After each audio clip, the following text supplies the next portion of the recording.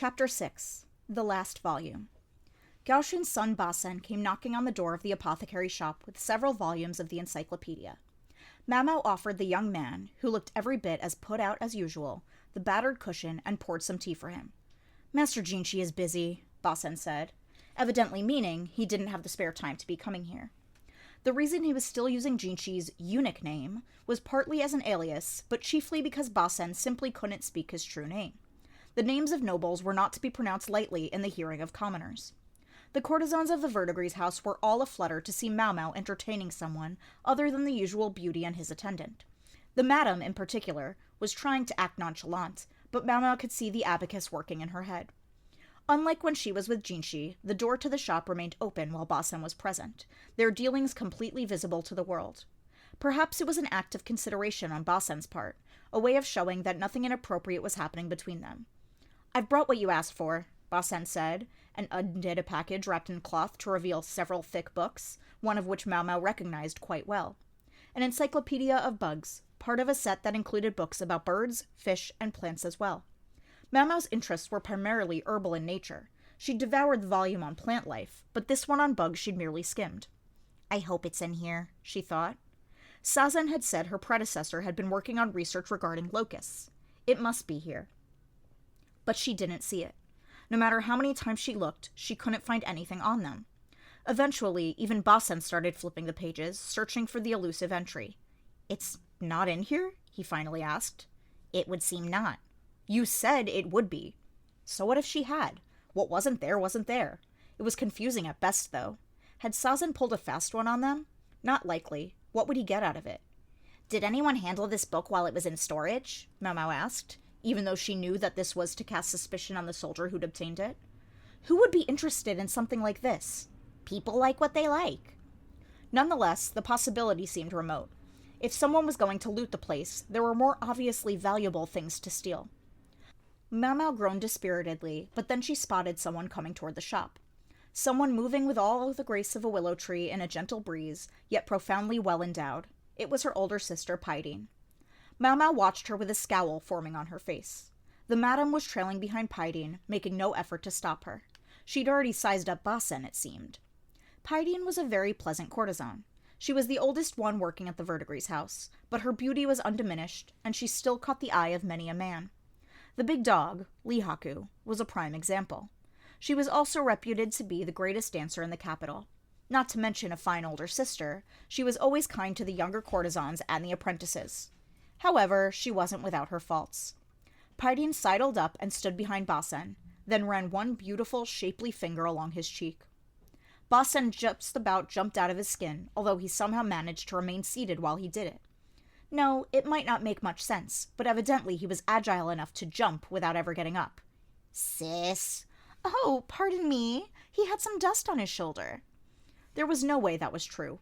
If the dust was on his shoulder, why brush his cheek? Paidin's every movement was studied and elegant. Each gesture exuded womanliness. Her eyes were smiling gently, but to Mau she looked like a hungry carnivore. Paidin had been taking tea the past several days. In other words, she hadn't been seeing clients. This was no indication that she couldn't attract paying customers. Rather, it was a sign that working every day was beneath her. But there was a wrinkle. Paidin didn't like taking tea. Her appetite was going unsatisfied. "What's going on?"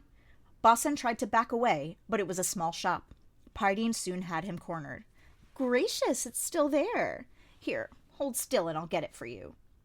Mau slid her mortar and pestle out of the way and put them up on a shelf before Basen could stumble over them. The tray of teacups and snacks she held in her hand. She'll give him the first time free. Basen's face was somehow simultaneously both pale and flushed. If Lihaku were to show up at this exact moment, things would really get interesting. Mau put on her shoes and munched on one of the snacks she was safeguarding. They weren't as nice as the ones that were brought out when Jinshi visited. That was just like the old lady. Still, they were perfectly luxurious thin rice crackers with a mild taste of shrimp. Just the sort of thing Mau liked. "Oh man, I got it. He's a virgin," she thought. There was just something about him that said it. It made sense now, she thought, leaning against one wall and taking another bite of rice cracker, then washing it down with tea. She saw an apprentice watching her enviously, but she could hardly give the girl a snack right in front of the madam. Instead, she resolved not to eat the last cracker, but save it to give the girl later. "Ugh! I gave you what I was sent here to give you. I'm leaving," Basen said, trying to pull his belt tight again. Paidin had almost gotten it off him, as he fled the shop. Mau wondered if she should tell him that his underwear was showing. "Aw," Paidin said, sitting down. "A virgin, and I almost had him." So she thought so too. Paidin would have been an exemplary elder sister, if not for behavior like this. And Mau felt she was getting worse every year. "And to think, one taste and it's paradise," the madam said regretfully. Pretty sure you mean hell," Mau thought. She'd better tell Lihaku to hurry up and save his money to buy Paidin out, before ch6 got old enough to catch the princess's eye. Sazen was sweeping by the front gate. Until he got strong enough to serve as a proper manservant, he was stuck doing what amounted to apprentice's work. That was how Ukyo, the foreman of the menservants, ran things. If the candidate seemed too content with menial labor, Ukyo would decide he didn't have the right stuff to make a worthwhile member of the staff, and in due course he would be released. Men who displayed indignation at having to do the work of young girls and tried to learn other jobs would be taken on board. The sight of Sazen humming a tune as he swept the grounds left little doubt in Mau's mind that he was not long for their establishment. "Hey," Mau said briskly. Having changed out of his dirty clothing and shaved his beard, Sazen looked several years younger. "The book's here." She showed him the volumes Basen had brought her, which she had wrapped in a carrying cloth. There was an audible thunk as she set it down. "And it's not what you said it would be." Including the books Sazen had with him, the entire encyclopedia came to 14 volumes. None of them, however, seemed to contain anything about locusts. Mau remembered the 14 books from when she had been in that little room, so she knew the numbers matched. "What? But that doesn't make any sense." Sazen undid the cloth and looked at the books. He squinted, inspecting them closely, and then his face darkened. "This isn't all of them," he announced. "It's all the books that were in that room," Mau said, confident that even she could count to 14. "No, I meant these specifically," Sazen said, picking up the bug-related tomes. "There were 2 of them, clearly labeled 1 and 2. There were supposed to be 3 volumes about insects." "What?" That meant that there was at least 1 book that had never been in that room, or at least that someone had removed it before Mau had got there. "Huh, I wonder who would ever take something like that," Sazen said. "It looks like you would." No, during the old guy's time, the book was there. I know it was." The old guy was presumably the physician who had been banished from the rear palace. He'd been researching an elixir of immortality, or so Mau had heard. "I wonder if they buried him with it or something," Sazen said. "Why in the world would they do that?" "It's a tradition in my hometown." Well, she wasn't asking about Sazen's hometown, was she? But she was curious about the old guy. Why did he die anyway? Had it been simple old age? If he'd lived, he would have been about the same age as Mau's old man, so it wouldn't be that surprising. The deceased physician was also said to have studied in the West at one point, so perhaps they'd known each other. Well, it was an experiment gone wrong." "Gone wrong?" "They were trying to create an elixir of immortality, right? And to do that, you've got to test it out, don't you?" "Does that mean—" There was something Mau had been wondering about. Something about the resurrection drug that had been used on ch6 and the other children.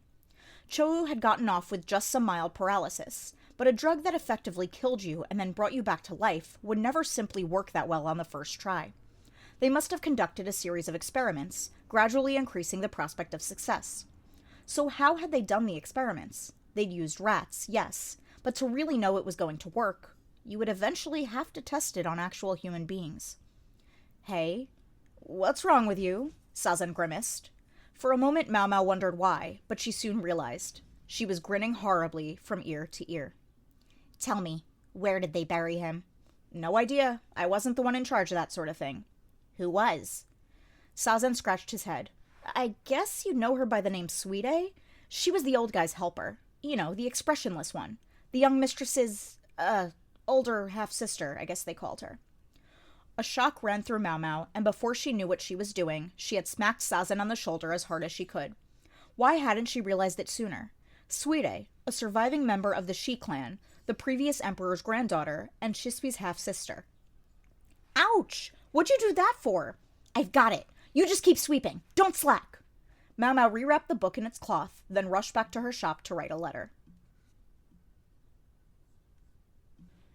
She requested a manservant to deliver her missive as soon as possible. Writing directly to Jinshi would have been to overstep herself, so she typically addressed her letters to either Gaoshun or Basen. But given that Basen didn't always seem to have it together very well, she mostly wrote to Gaoshun. The next morning came quickly, and with it an answer to her letter, followed closely by a carriage to pick her up. It would take her to where Suide was. Mau Mau had heard she was now living with Aduo, a former high consort. Mau Mau gave the encyclopedia volumes to a servant who came along with a carriage, then closed the shop door. "Aw, you get to go out? Lucky you," ch6oo said, tugging on Mau Mau's sleeve. She frowned at him. "Take me too." "Absolutely not." Not only Suide, but the other Shi clan children lived with Aduo. Keeping ch6oo away from all of them was the whole point of having him here. She wasn't about to take him straight to them. "Jerk, you get to have all the fun." "I'm going for work.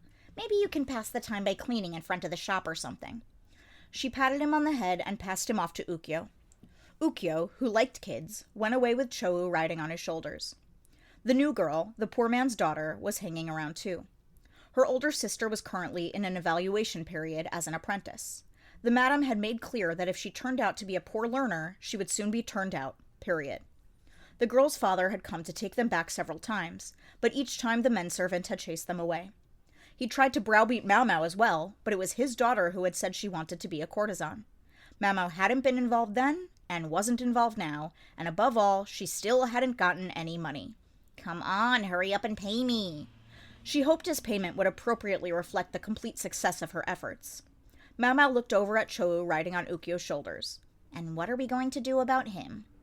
If he hadn't been partially paralyzed, they could have trained him as one of the menservants, but to be a bouncer at a brothel required a certain level of physical capacity. "Maybe I should make him an apothecary," Mau Mau thought.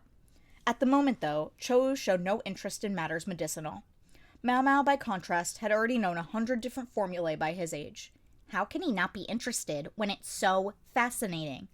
Mau Mau got into the carriage, pouting a little. Aduo's residence was grand and sumptuous, as befitted an imperial villa. Mau Mau was made to change clothes before she disembarked the carriage. She knew Aduo didn't particularly care about such niceties, but propriety demanded it. Thus Mau Mau found herself walking along, holding up the hem of her long skirt so it wouldn't get dirty. She passed under a magnificent gate and through a courtyard laid with gravel. It was like a painting, garden stones and gravel and moss. The beauty of the place amply communicated the groundskeeper's pride in their work. After a short walk, Mau Mau arrived at a room where she found both Aduo, the mistress of the house, and another person, both of them dressed like men. "Welcome."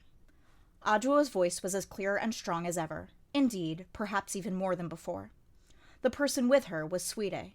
Perhaps she was dressed in male attire because she'd become used to it, or perhaps she had some other reason. She was as expressionless as she'd always been, and stood a step behind Aduo. "I suppose there's no need for formalities. I'll be present, but don't mind me. Please speak freely." So saying, Aduo seated herself on the couch, then gestured to Mau Mau, who, as a guest, sat next, and finally Suide took a seat. "Don't mind me?" Easy for her to say. How could Mau Mau not mind her? Despite having some difficulty with the request, Mau Mau took the encyclopedia volumes, brought in by the servant, and set them on the table. Well, if this was something they didn't want Aduo to know, then Jinshi presumably would have handled things differently. Mau Mau had no choice but to forge ahead. "Do you recognize these?" "My mentor was using them." Suide's tone was more polite than usual, perhaps because Aduo was there. "Is this all of them?" Suide cocked her head and looked at the books. After a moment she said, "One's missing. I believe there should be 15 volumes. "And you don't know where the missing volume might be?" "I'm afraid I don't," she said softly, and it didn't look like she was lying. What reason did she have to lie anyway? Any connection between her and the Shi clan was already moot, but neither could she show herself in public. Her only path in life was to be sequestered in a place like this. Mau Mau didn't know what might happen to her, what the Emperor had planned for her, but she felt it was a waste. Suide was a talented pharmacist. If she didn't know where the book was, then they would have to move on to the next question. "This mentor of yours, then, do you know where he is?" The little flinch this provoked from Suide didn't escape Mau Mau's notice. Aduo sipped her tea and watched them.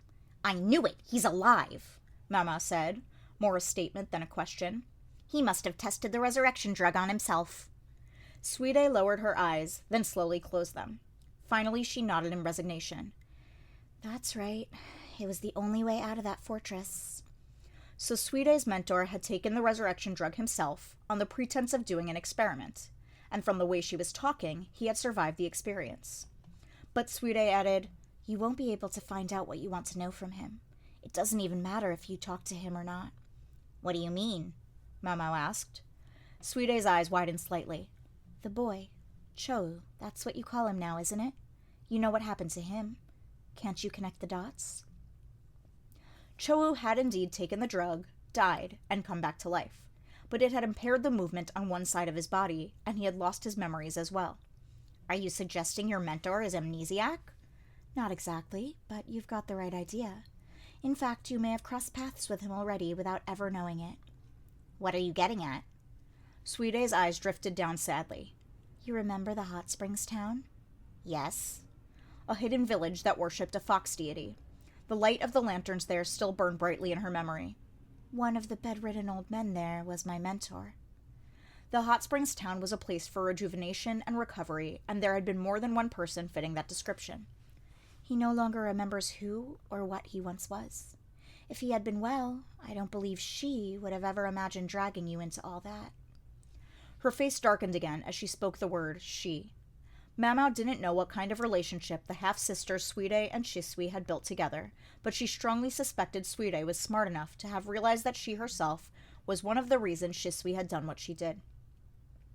Shisui may have wanted to help the country prosper, but she had also wanted to get her older sister out from under their mother's thumb. "I see," Mamo said, her body going limp with disappointment. She'd finally dared to hope they might get some answers. "No, it was too soon to give up yet." "In that case, I'd like to know about the research on locusts that your mentor was doing." Mama placed the 2 volumes about insects in front of Suide, but the other woman shook her head again. "I had nothing to contribute to that research. I hate bugs. They were more her specialty." "Ah." Suide had developed a phobia of snakes and bugs because of the discipline, really torture, she'd been subjected to. And the other girl to whom Suide alluded was gone now. Mao's shoulders slumped again. "When my mentor was ordered to create the elixir of immortality, almost all the research he'd done to that point was destroyed. He was able to preserve little more than what was in that room. So they destroyed his other work in order to make him focus on the elixir. Suide's mentor, intent on continuing the Locust Project, had used Sazen, who was in charge of obtaining supplies for him, to conduct some investigation." Suddenly, Aduo, who'd been silent throughout the conversation, spoke up. "Now I see." She set her teacup on the table and looked at Suide. "She appears to have been a most intelligent young woman." "It doesn't matter how intelligent she was. She's gone now." And nothing could bring her back. Suide seemed to have resigned herself to her sister's disappearance. Mao clenched a fist. "And do you think someone so smart would have failed to leave something behind?" Mao's mind reeled. There was a bang. Mao put a hand on the table as Suide stood up abruptly. "My apologies," Suide said. "Not at all. You don't need to be so stiff," Aduo said. "I hate undue formality. Just relax. You know I don't stand on ceremony." No, Mama thought. This was an appropriate time for an apology. Nonetheless, what Aduo had said teased at something in her memory. What was it? What was it? She tried to think back. Something that had happened in the fortress?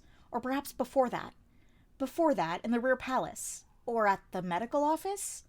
No, it must have been...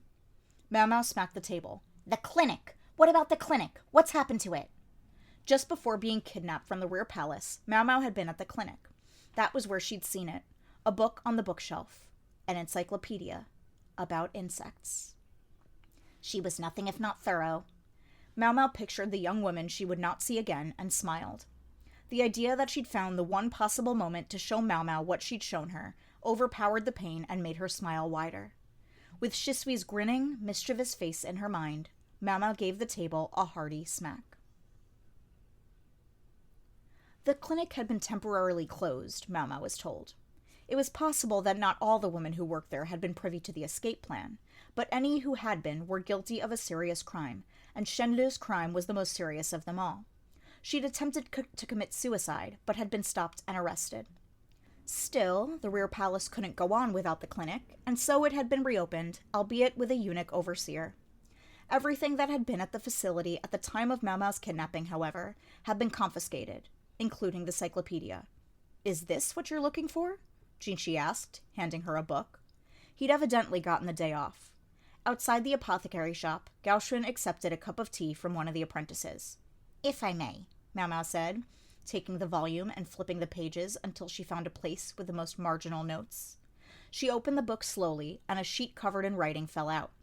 She set the book on the floor so that Jinshi could see it, then gently picked up the fallen sheet. "Yes, this is it." The sheet was covered in detailed illustrations of insects. They all looked similar, and as the caption read, "grasshoppers," that was probably what they were. Some of the illustrations showed the entire bug, while others were close studies of the legs or wings. There were even some colors, though they were a little faded. The illustrations seemed to have been divided into two broad categories, with perhaps a third if one were being precise. Mao Mao outlined them as she read through the text. "I gather this is a grasshopper's normal appearance," she said, pointing to a picture daubed with green. It was hard to tell from the full-body illustrations, but the wing studies made it appear the wings of these insects were a bit shorter than the other two types. "And this is the kind that are expected to proliferate this year," she continued. "It's this variety that causes a plague of insects." Jinshi was perfectly capable of reading the text himself, but Mao Mao still wanted to say it out loud. That helped the information lodge in her mind and made it easier to remember. Jinshi didn't stop her. Perhaps he had the same idea. The brown-colored grasshopper had longer wings than the green one. Finally, Mao Mao indicated the illustration in the center, whose size was in between the green and brown grasshoppers, its color likewise a blend of the two. "And the text speculates that these may have been the cause of the limited crop damage that occurred last year." In other words, a transitional stage to the brown grasshopper. "So it appears." Under certain circumstances, the grasshopper's coloration and the shape of their wings changed. This change took place over the course of several generations, their number increasing with each successive brood.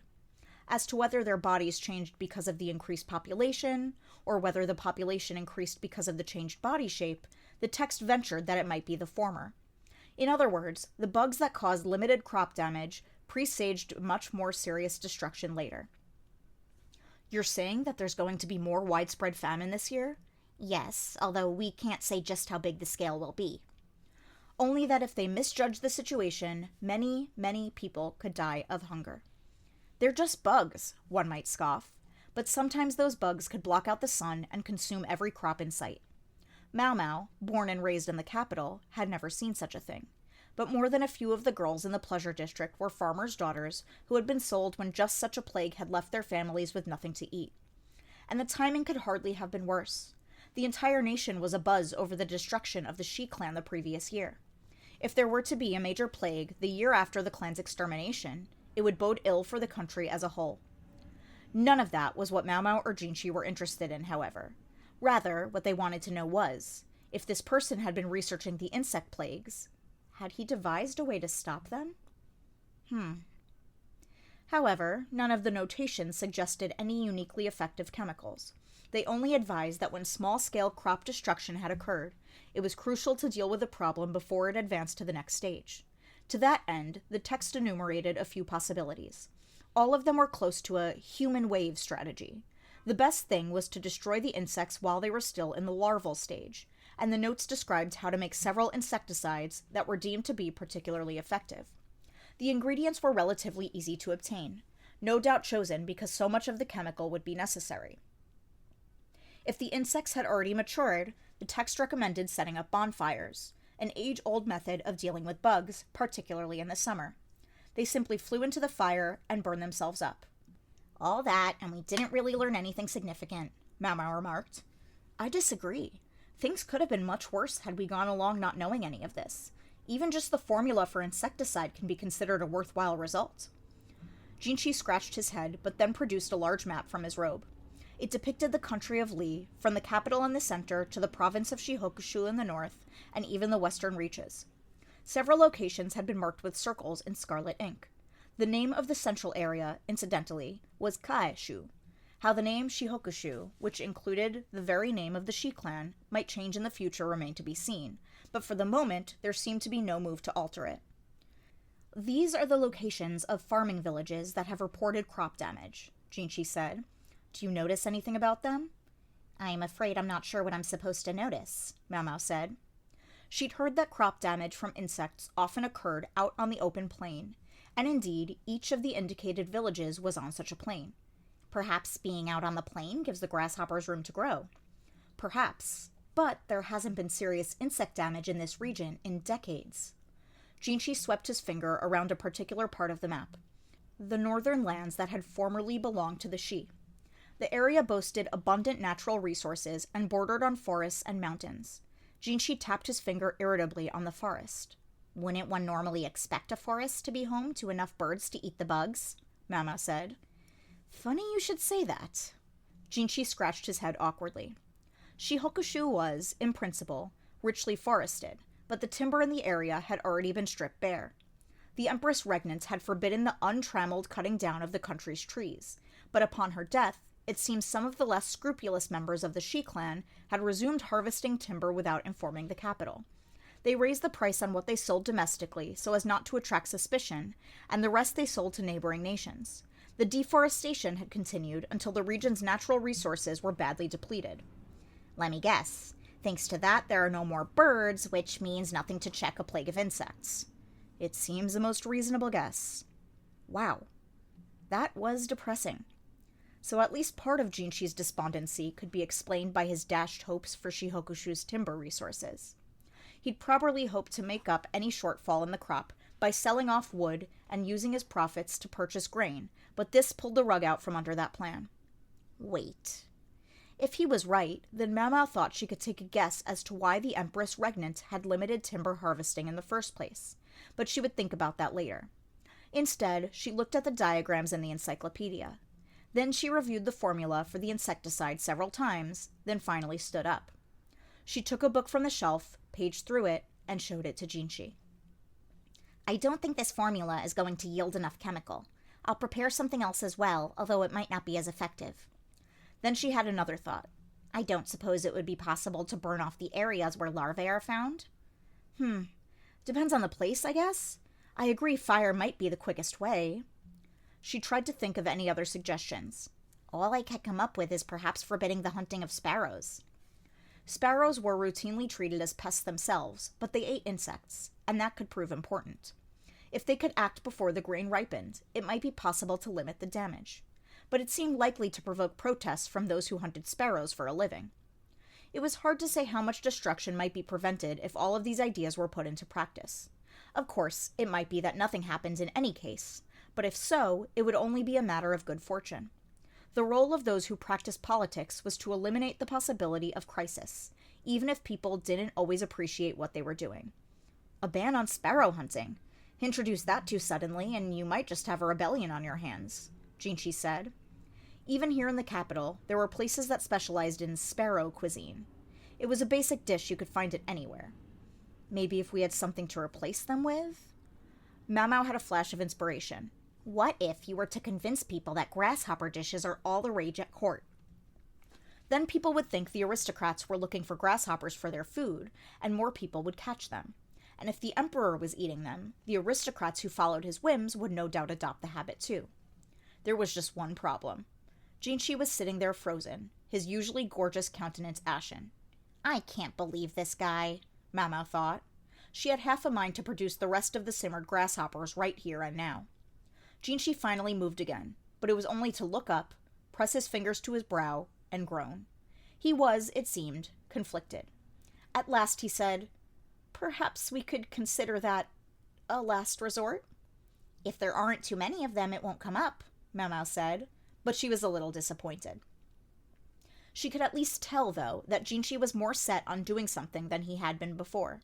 Apparently, he hated the idea of eating grasshoppers just that much.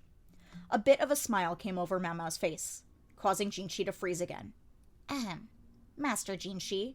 Yes? What is it? He managed, stuttering just a little. "Won't you have a meal before you go back?" Mau Mau said politely. Now she was grinning. So it was that Jinchi decided to have dinner before he left. The apothecary shop was, of course, too small for proper meal service, so Mau Mau found an unused room for them. Naturally, she produced the remaining grasshoppers. She didn't actually intend to make him eat them. It was just a bit of a joke. She had every intention of taking them away again the moment Jinchi seemed even the least bit upset by her jest. And then there was Grams, glaring very pointedly at her. However, say ah! Mau Mau grabbed one in her chopsticks and pretended to feed it to him with uncharacteristic gusto. Jinchi watched her silently. Okay, maybe that's enough, she thought. But just then, Jinchi, with only some hesitation, took a bite of the grasshopper Mau Mau had offered him as a joke. She felt herself grimace, and she wasn't even the one eating it. To watch Jinchi knit his brow and chew away was to feel that one was seeing something that shouldn't be seen.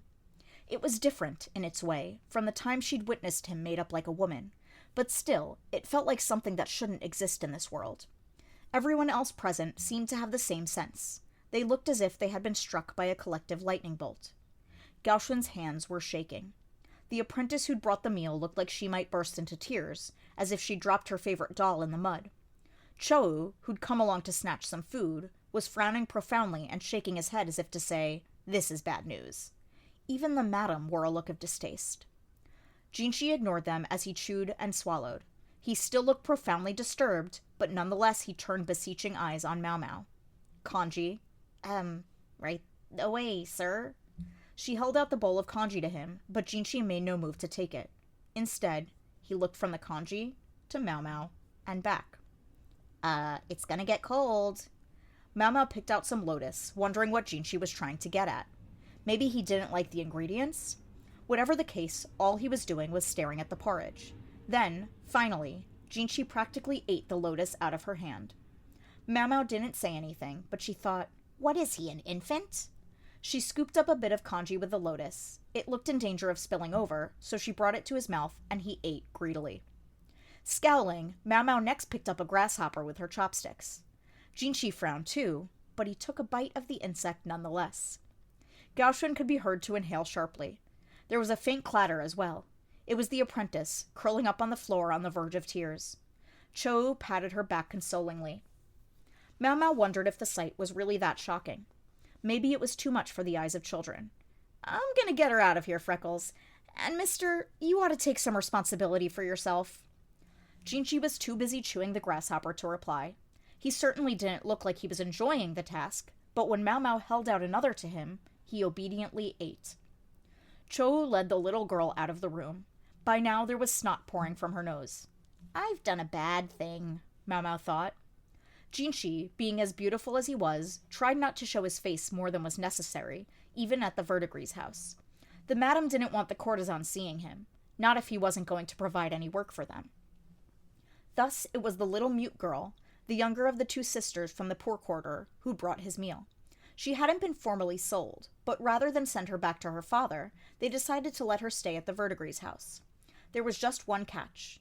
The madam, needless to say, wasn't nearly altruistic enough to give free room and board, so she had the girl effectively doing the work of an apprentice. The child had a distinct timid streak, but again, if the alternative was to go back to her father, then she would rise to the work. ch6, who saw himself as king of the brats, frequently interceded on behalf of the nervous apprentice. She's my loyal henchman, after all, he explained, as if they were in some sort of gang together. Jinchi, who at length had successfully swallowed the grasshopper, looked at Mau Mau again. Yeah, okay, she thought, and brought the lotus to his mouth once more. After Jinchi had gone home, ch6 appeared, now finished protecting the apprentice. Hey, Freckles! To Mau Mau's surprise, he was carrying a brush and some paper. Where'd you get that paper? Oh, Grams gave it to me. That tight-fisted old bag? She counted every coin that came into her hands. Mau Mau highly doubted she'd simply give away something as luxurious as paper. Hey, all I know is she said I could have it. Anyway, sit down over there. What for? Mau Mau wanted to clean up the shop and get home already, not indulge the demands of some kid. She was about to try to shoo him away when she heard a weathered voice from behind her. Listen to ch6. Sleep here tonight. It would be a lot of trouble to have to get another fire going when you get home, no? I've even got pajamas ready for you. Grams, what's going on here? Did seeing something that disturbing drive you insane? Confronted with the madam acting nice, the words just sort of slipped out. Grams's knuckle struck Mau Mau's head with a speed one would never have expected from such an old woman. Despite having one foot in the grave, the old crone was still taller than Mau Mau, and the blow came down hard enough to send her reeling. Don't question me. I laid out a bedroll in the room we used earlier. Take a bath before you go to sleep. It should still be warm. This smells fishy, Mau Mau thought, but it didn't stop her from going to the room. As Cho spread out his paper, the madam solicitously prepared ink. So fishy. Mau Mau's sisters Paidin and Joko were there, looking on, although Mau Mau couldn't fathom why. They were both taking tea today. The other courtesans were busy entertaining customers. Grams, don't you have to look after the incense? Mau Mau asked. Oh, Ukyo's taking care of it for me. It'll be fine. Mau Mau was still puzzling over why they were all in the room, when there was work to be done, when Cho finished getting his brush ready, and just looked at her. What? She said. Tell me what kind of guy you like, Freckles, he said. Excuse me? Of all the things she'd thought he might say, she hadn't expected anything that stupid. She took the pajamas out of the basket and started to get ready to bathe. The madam, however, tugged on her sleeve to stop her. Come on, be serious, she said. Mau Mau, my dear, you mustn't argue with our lovely madam, Paidin said. Even she was getting in on it. Joko was smoking a pipe with a disaffected expression. Customers would be coming to the brothel at this hour, but this room was used especially for those who wanted to be discreet. And the chances of anyone stumbling across them were minimal. Even the madam didn't seem disposed to grumble about Mau Mau's rudeness. Come on, Freckles, cough it up. What kind? Do you like 'em tall, with lots of muscles? I can't believe I'm doing this, Mau Mau thought, but she decided that it would be best just to play along. She sat on the mattress and said, I prefer them not to be too tall. Her feet were cold, so she stuck them under the covers. Huh, okay, Cho said. And I'd rather they have a bit of meat on their bones, as opposed to being too thin. With a man who was too tall, the diminutive Mau Mau would strain her neck looking up at him, and if he was too scrawny, people would think she wasn't feeding him, and she didn't want that. What about facial hair? I don't mind it, but not too thick. A mustache or beard could be seen as manly, but to Mau Mau's mind, it was just as likely to communicate filth. She was always annoyed when she saw a man who neglected his grooming so badly that he still had rice in his beard. Let's talk about faces. Soft, not sharp. She didn't want someone with the intense cunning look of a fox. In fact, she hated it. Such people, in her opinion, could die in a fire. So soft their eyebrows droop? You can take artistic license on that one. About like this then? Cho said, holding up the paper so they could see it. Gosh, a little boring, isn't he? Said Paidin, who liked burlier men. A little shelter, judging by that face, said the madam, unimpressed. Wow, no way, was all Joka had to say. Although she was one of the 3 princesses, there was one major catch that could make her tough to deal with as a courtesan. She absolutely hated men. She dismissed most of them out of hand. Finally, Mau Mau got a good look at the portrait and went completely silent. What's the matter? The madam asked, eyeing her. Nothing. I was just struck by the resemblance. Resemblance? Mau Mau, have you got your eye on a special someone? Paidin teased, but the madam looked no more pleased than before. True, she didn't hate him, as they said. Who is this man exactly? The madam inquired. Well, man might not quite be the right word. He was a eunuch, after all. The picture, it looks exactly like the physician at the rear palace. There was a long beat in which everyone registered this rather dispiriting answer. Then they all promptly left the room. What a letdown, said Paidin, who'd been all set to dig into some talk of romance. Now completely disenchanted, she was the first to leave. She glanced at Mau Mau as she went, but Mau Mau pretended not to notice. Then the madam exited, likewise looking as if nothing could interest her less. Cho, meanwhile, headed to the bath. At last, only Joko was left with Mau Mau, smoking her pipe. The older woman opened a window, letting in a breath of cold air. A half-moon floated in the sky, which was dark as a pool of spilled ink and speckled with stars. From their vantage point, they could see other windows in which were silhouettes of men and women. A succession of romances being born this evening, here in this brothel, destined to fade with a morning light. Joka looked at Mau Mau, purple smoke drifting between her lips. I can't say I don't sympathize with you. Men, you never know when their feelings will change, and if they're powerful, they're only that much worse. She set down her pipe, the movement diffident and yet beautiful.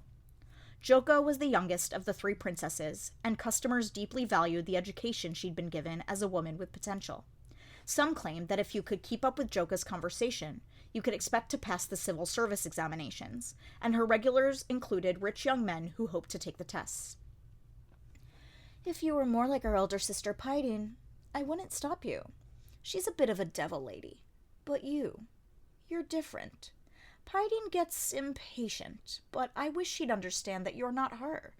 If anything, Mau Mau, you're more like me. Mau Mau thought she understood what Joka was getting at. It was almost certainly, you'll never find some fine prince whose heart will never change. That's one lesson you can't escape here. What does trust ever get you? Joka picked up her pipe and settled the ashes inside. Then she packed in some more tobacco and took a coal from the brazier. White smoke enveloped her. When you come down to it, I'm a whore, and you're a whore's daughter. That was the reality of it. Mau Mau looked at the ashes dropped in the brazier and felt a slight furrow form in her brow. Sis, don't you think that's enough smoking? It's fine now and again. The thing about these somber bureaucrats is, they hate to see a woman with a pipe. When she wasn't entertaining customers, at least, she was going to do what she liked. As if to prove the point, she took another long drag on her pipe and breathed the smoke out into the sky.